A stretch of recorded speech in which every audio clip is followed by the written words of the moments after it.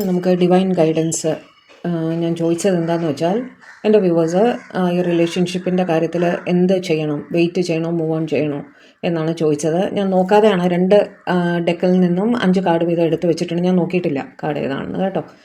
നിങ്ങൾക്ക് ചൂസ് ചെയ്യാം. നിങ്ങൾക്ക് ഗ്രീൻ അവെഞ്ചറിൻ ഏഞ്ചലാണ് അട്രാക്റ്റീവായിട്ട് തോന്നിയെങ്കിൽ ഈ സെറ്റ്, റോസ് കോട്ട്സ് ആണ് നിങ്ങൾക്ക് അട്രാക്റ്റീവായിട്ട് തോന്നിയെങ്കിൽ ഈ സെറ്റ് കേട്ടോ.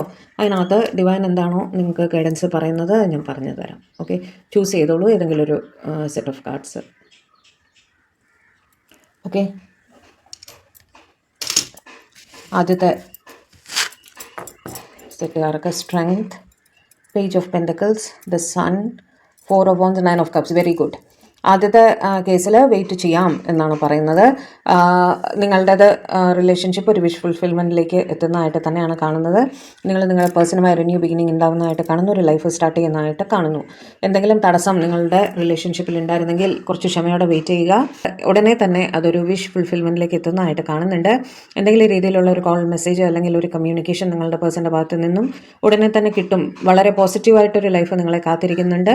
2 കാർഡാണ് വിഷ് ഫുൾഫിൽമെൻ്റ് ഇതായിട്ട് വന്നിരിക്കുന്നത്. ഓക്കെ, നിങ്ങൾ വിചാരിക്കുന്ന പോലെ നിങ്ങളുടെ പേഴ്സണ് മൊത്തൊരു ജീവിതം നിങ്ങൾക്ക് പോസിബിൾ ആകുമെന്ന് തന്നെയാണ് ഫസ്റ്റ് സെറ്റുകാർക്ക് ഡിവൈൻ പറയുന്നത്. ഓക്കെ, ഇനി അടുത്ത സെറ്റുകാർക്ക് നോക്കാം.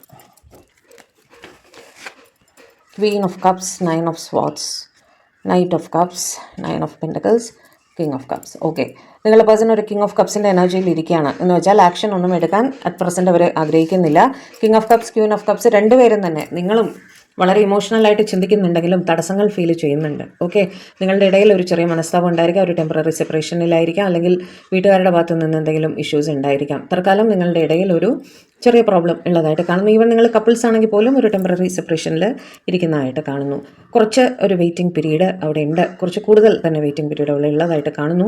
പക്ഷേ അൾട്ടിമേറ്റ്ലി നിങ്ങളുടെ പേഴ്സൻ്റെ ഭാഗത്ത് നിന്ന് ഒരു ക്ഷമാപണം നിങ്ങൾക്ക് കിട്ടുന്നതായിട്ടും നിങ്ങൾ ഒരുമിക്കുന്നതായിട്ടും തന്നെയാണ് കാണുന്നത്. ഫോർ ദ ടൈം ബീങ് നിങ്ങൾ എന്താണ് ചെയ്യേണ്ടത്? ഡിവൈൻ നിങ്ങളോട് എന്താണ് പറയുന്നത്?